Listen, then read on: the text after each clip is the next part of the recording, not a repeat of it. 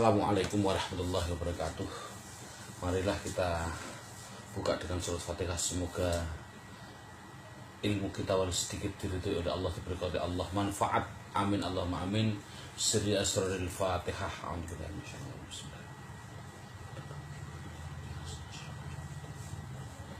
Bismillahirrahmanirrahim. Ada orang mengatakan metode kami 6 jam praktek baca kitab adalah mustahil. Alasannya apa? Dia menerangkan bahwasannya menerangkan pada muridnya namanya bina. Bina, diterangkan muridnya itu minimal bina katanya sampai 3 bulan. Murid baru paham. Subhanallah. Insya Allah enggak. Bina bukan sampai 3 bulan. Cukup maksimal adalah mungkin 13 menit. Insya Allah. Bagaimana anak kelas sanawiyah kelas 1, insya Allah bina cukup 13 menit. Insya Allah apal plus paham dengan ridho Allah, dengan izin Allah SWT. Marilah kita coba metode ini menerangkan bina pada murid. Jadi metode ini adalah metode transfer pada murid. Betul nggak seperti itu? Bismillahirrahmanirrahim. Bina ada 7. Satu ada namanya bina soheh, ada namanya bina mu'tal. Soheh adalah sehat, mu'tal adalah sakit. Sering kami terangkan sebelum menerangkan soheh dan mu'tal, huruf hijaiyah yang jumlahnya 28 itu dibagi 2. Ada yang soheh, ada yang ilat. Soheh itu artinya sehat, saya sama dengan atas. Ilat adalah sakit. Apa huruf yang ada? Huruf yang sakit itu jumlahnya hanya 3. Huruf yang sehat jumlahnya adalah 25. Apa 3 tadi? 3 tadi kalau saya dulu di Pondok Sarang Rembang, Pak guru saya mengatakan huruf ilat ada 3. Wawu, alif, ya. Ini saya baca singkatnya namanya wai. Ada orang Jakarta, biasanya orang daerah mulai Lampung, daerah Kalimantan, itu rata-rata huruf ilat bukan wawu, alif, ya, tapi awi. Nah, awi. Ada yang mengatakan huruf ilat menurut orang Jakarta bukan wai, bukan awi, tapi dia menyingkat namanya ayu. Alif, ya, wawu. Saya setuju. Huruf ilat adalah ayu. Karena apa? Ilat adalah sakit. Ayu itu cantik. Artinya orang cantik itu menyakitkan hati. Nah itu. Ini contoh. Saya setuju yang ini. Jadi huruf ilat adalah ada 3. Ayu. Selain ayu apa? Ba, ta, sa, dan seterusnya. Jumlahnya 25 adalah sehat. Itu yang pertama. Sekarang kami akan terangkan, saya ulangi, huruf ilat adalah ayu, alif, ya, wawu. Sekarang saya akan kembali ke bina. Bina jumlahnya ada 7. Dilihat di dalam hal sehat dan sakit ada 2. Yang soheh sehat itu jumlahnya ada yang namanya salim. Saya ulangi, ada yang namanya salim. Yang kedua ada namanya mudhu'af. Yang ketiga ada yang namanya mahmus. Adapun mu'tal adalah 1 ada yang namanya misal. Kedua ada yang namanya ajwaf. Ketiga ada yang namanya nakis. Yang keempat adalah lafif. Jadi ada 4, saya ulangi. Bina ada 2, bina soheh dan bina mu'tal. Soheh dibagi 3, salim, mudhu'af, mahmus. Mu'tal ada 4, misal, ajwaf, nakis, lafif. Sekarang kita terjemah satu persatu.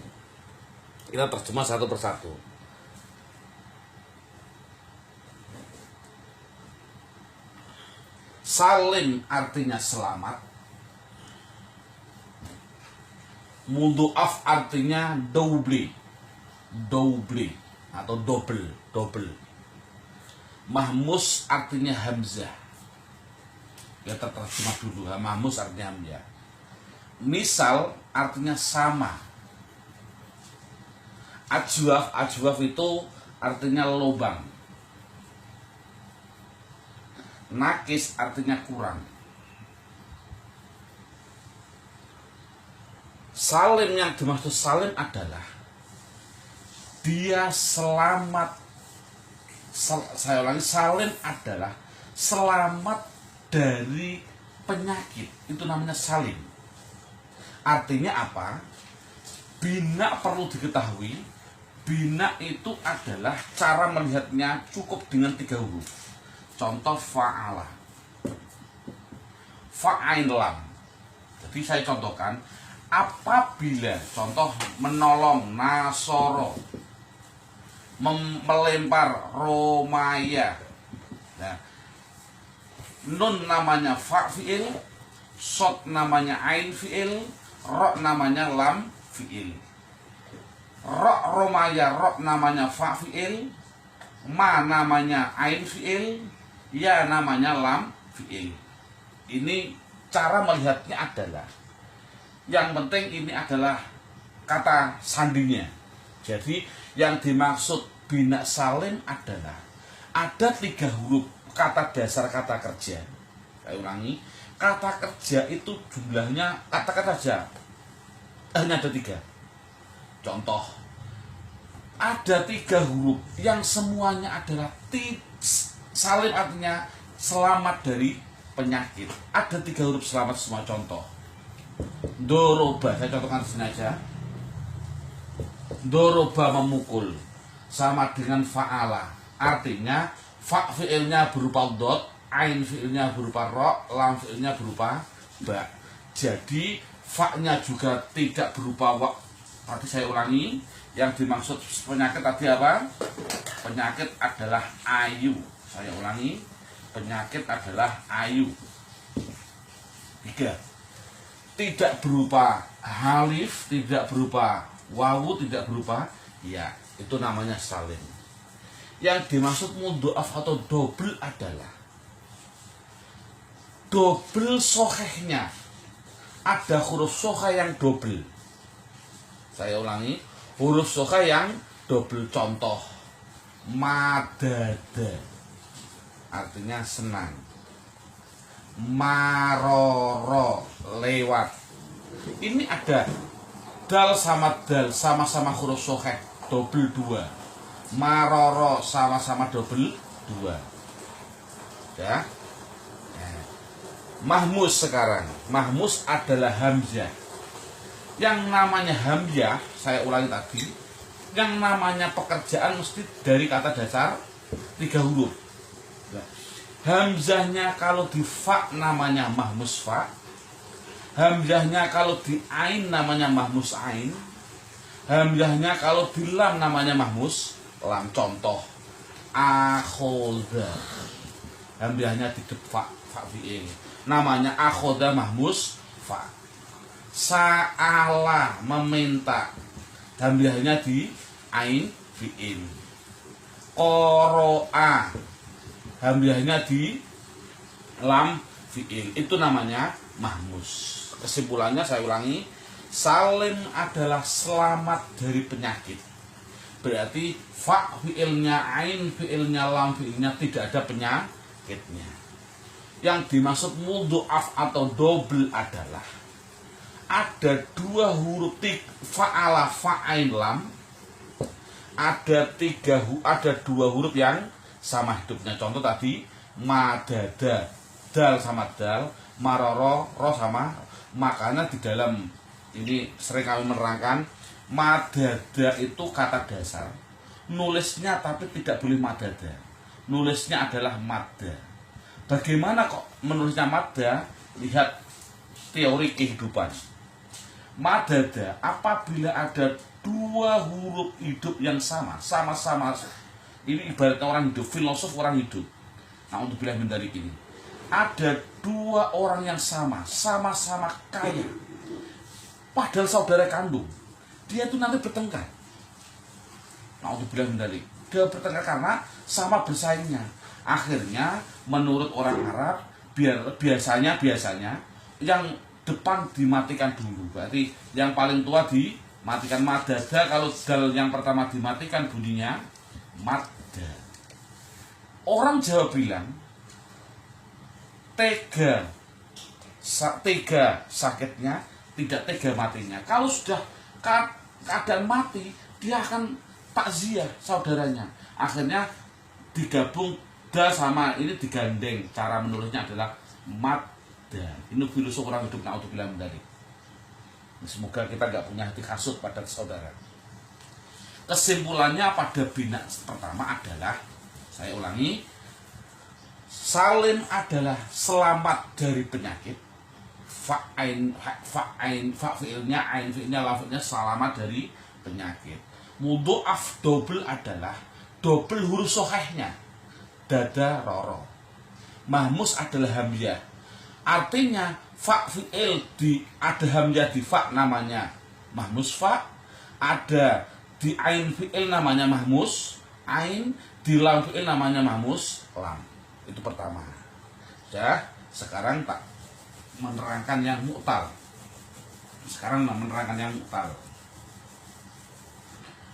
Misal, ini biar cara menghafalkan mudah. Misal adalah misal itu artinya sama. Saya ambil mimnya,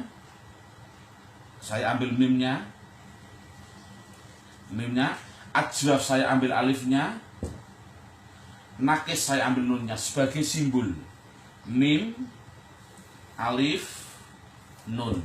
Saya ulangi, mim simbol dari misal, alif simbol dari ajwaf, nun simbol dari nakis. Artinya adalah man, ini singkatannya man. Cara membacanya adalah man karena ini alif. Sama saya samakan dengan fa'ala. Artinya begini. Apabila ada penyakit, baik berupa wawu atau ya, kok bertempatnya di fa fi'il, itu namanya misal.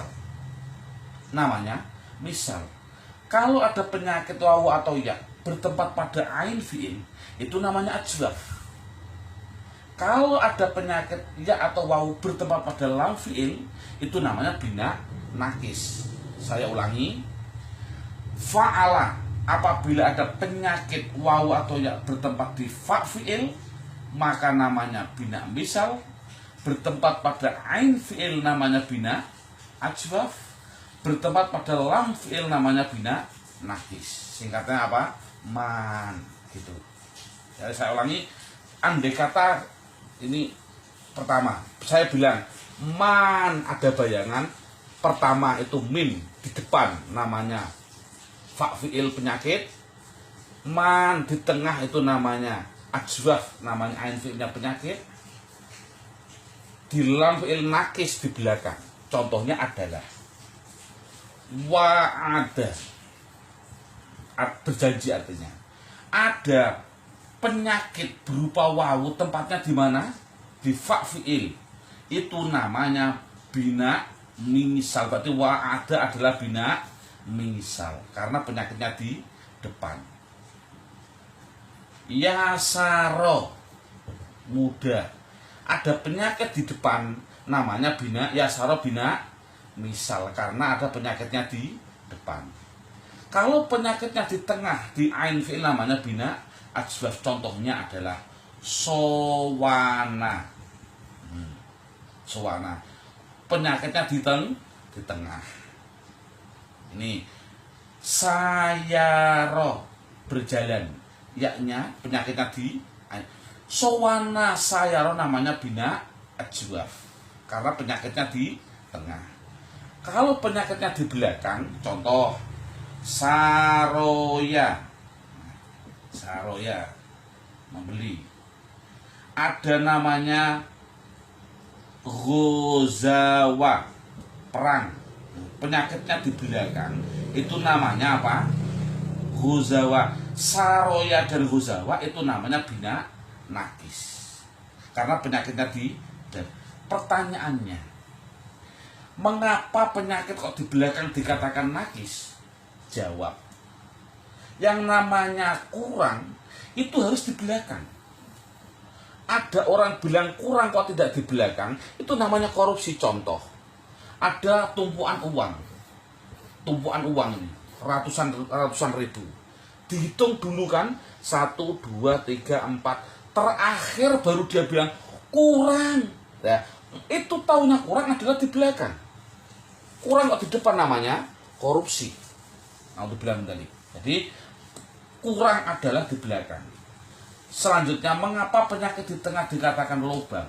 Lihat, lubang ini di depan ada, di depan sehat, di belakang, ya tengahnya ada penyakit. Namanya apa? Kalau penyakit sudah di tengah, berlubang.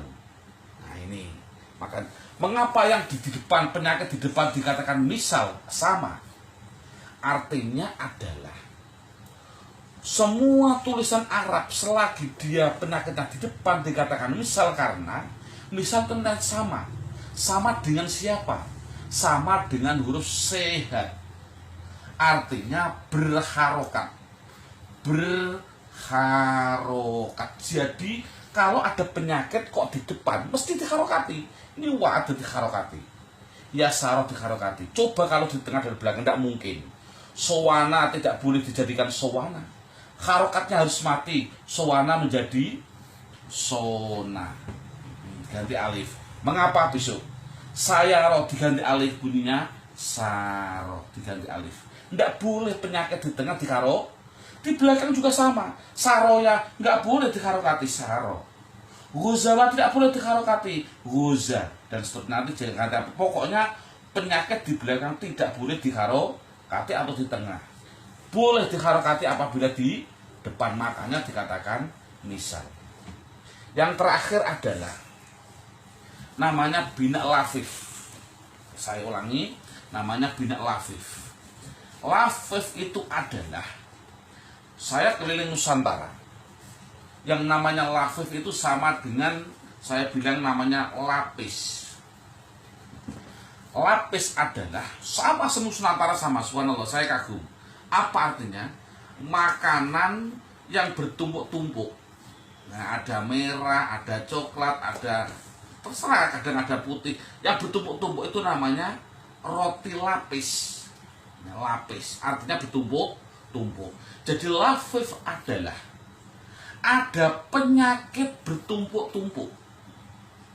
Penyakit bertumpuk-tumpuk. Saya contohkan. Ada contohnya adalah sawaya. Ada penyakit wawu dan penyakit ya bertumpuk. Ada ini yang bertumpuk. Ada lagi yang bertumpuk berdua, tapi tidak. Ini kalau bergandengan dalam bahasa namanya makrun. Makrun artinya bersamaan. Ada yang tidak bersamaan. Contohnya apa? Contohnya adalah contohnya apa? Subhanallah. Allahu Akbar. Kalau yang tidak bergandengan namanya mafruk. Mafruk itu contohnya subhanallah. Iya.